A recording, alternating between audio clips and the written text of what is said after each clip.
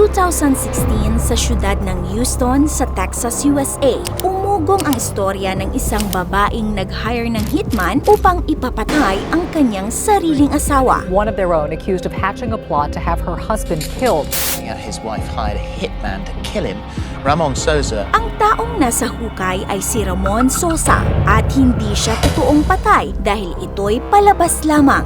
Pineke niya ang kanyang sariling kamatayan para mahuli at mapakulong ang asawa. She wanted me dead bad. Ayon kay Ramon, noong una ay naging mabuting asawa naman daw si Lulu. Mabait ito, pinagsilbihan at trinato siya na parang hari. Maganda na, mabait pa.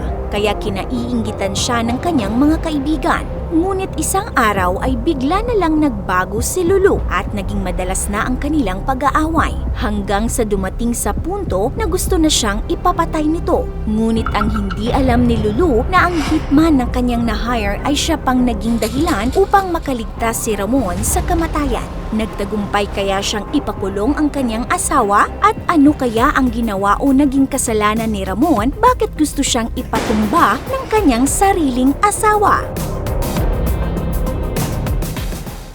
Taong 2007 sa isang bar sa Houston, Texas, isang babae ang nakakuha ng atensyon ni Ramon. Bukod kasi sa magaling itong sumayaw ay napakaganda din daw nito. Alam ni Ramon na masyado itong maganda para sa kanya kaya hindi na niya sinubukang lapitan pa. Pero sino ang mag-aakala na sa dami ng tao sa bar ay paapa ni Ramon ang matatapakan ng magandang babaeng kanyang natitipuhan na naging daan para sila'y magkakilala. Pero ang hindi alam ni Ramon ay hindi ito aksidente, kundi sinadya talaga itong tapakan ni Lulu. Ang babaeng gagawin ang lahat, makuha lang ang gusto. Nagmula sa Mexico si Maria de Lourdes Dorantes o Lulu at isa siyang turista sa Amerika. Galing siya sa isang abusive na relasyon at nangangarap ng magandang buhay sa Amerika kasama ang mga anak. Laking Puerto Rico naman si Ramon Sosa, ngunit matagal nang naninirahan sa Texas. Gaya ni Lulu ay hiwalay na rin siya sa unang asawa at may 3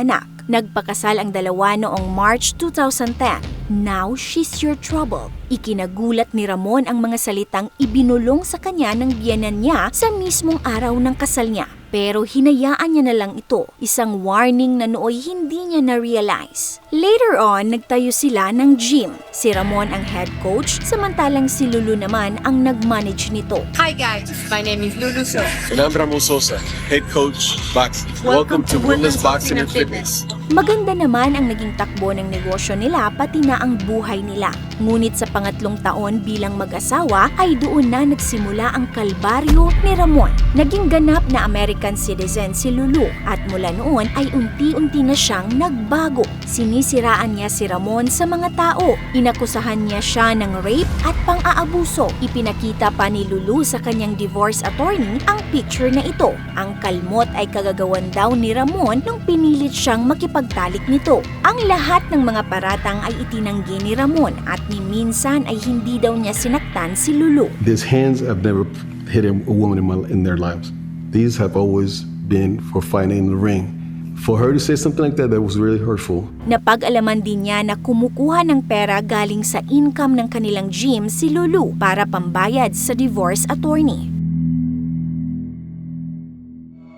Ang mag-asawa ay merong kaibigang nagngangalang Mundo at isang araw nung nasa gym si Mundo ay hindi niya sinasadyang marinig ang pag-uusap ni Lulu at ng anak nito. Nag-uusap ang mag-ina kung saan makakahanap ng taong papatay kay Ramon. Na-shock si Mundo sa kanyang narinig at umalis na lang sa gym. Kinabukasan ay bumalik siya at kinausap si Lulu. Sabi ni Lulu, pagod na daw siya kay Ramon at sa mga pang-aabuso nito. At sinabi niya, I wish he'll disappear. I wish something, you know. At nakumpirma ni Mundo na ang ibig sabihin ni Lulu ay gusto niyang ipapatay si Ramon. Dating gangster si Mundo, kaya agad inoffer niyang siya na lang ang maghanap ng hitman. Sinang-ayunan naman ito ni Lulu. Ngunit ang hindi alam ni Lulu na si Mundo pala ay isang loyal na kaibigan ni Ramon. Kinabukasan ay sinabi ni Mundo kay Ramon ang kanyang natuklasan. Sa una ay hindi makapaniwala si Ramon hanggang sa maisip niya ang dahilan. Walang iba kundi dahil sa pera.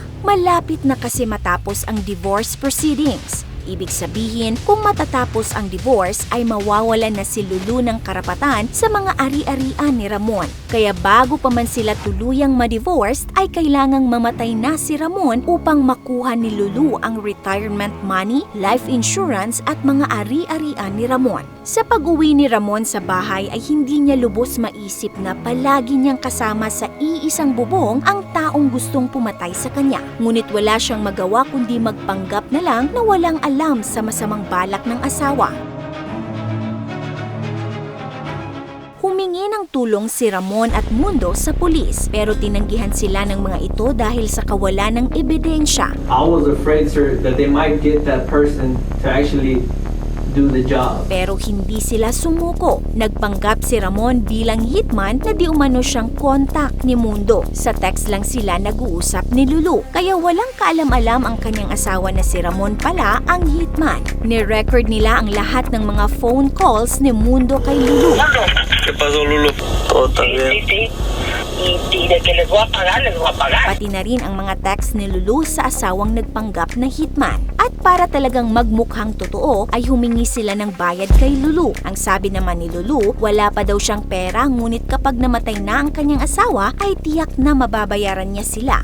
Kaya bilang down payment ay ibinigay na lang ni Lulu ang mga alahas na pagmamayari ni Ramon. Ibinigay nila ang mga na-record nila sa pulis. Ngunit hindi pa rin ito sapat ayon sa pulis. Ang kalaban daw nila ay isang babae, maganda, may mga anak at migrante. Baka daw pagdating sa korte ay maaawa ang judge kay Lulu at maaaring matalo sila sa kaso. Kailangan daw na solid ang kanilang ebidensya upang masiguro na makulong si Lulu. Kaya gumawa pa ng isa pang hakbang ang mga pulis. Pinahiga nila si Ramon sa isang hukay na tila ito na ang kanyang libingan. Nilagyan ng makeup na parang binaril sa ulo. Tinalian ang mga kamay at tinapunan ng mga dumi upang talagang magmukhang patay na ito at kinuhanan ng mga litrato. Isang undercover agent ang nagpanggap na hitman at nakipagkita siya kay Lulu. Pues, de guapa.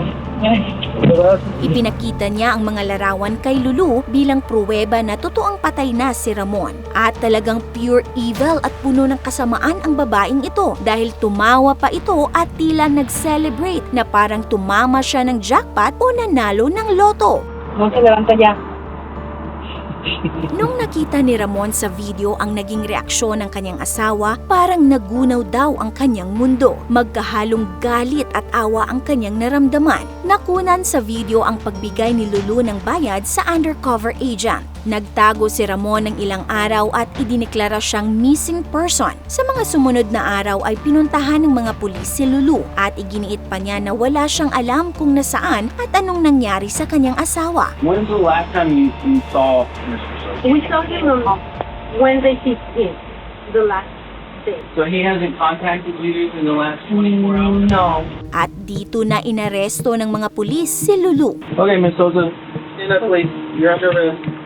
Okay, you're under arrest. Why? We have a warrant. Noong October 2016 ay napatawan siya ng 20 years na pagkakakulong. Sabi ng mga anak ni Ramon, hindi daw sapat na 20 years lamang ang naging sentensya kay Lulu. Ngunit para kay Ramon, masaya na lang daw siya na natapos na ang lahat at abot langit ang kanyang pasasalamat sa kanyang tapat na kaibigang si Mundo. Itinuturing niyang malaking utang ang pagligtas ni Mundo sa kanyang buhay. Sa iyong palagay, sapat na ba ang natanggap na parusa ni Lulu? Pakilagay ang inyong opinion sa comment section. This is your Ate O from Our Republic. Hanggang sa muli and stay awesome!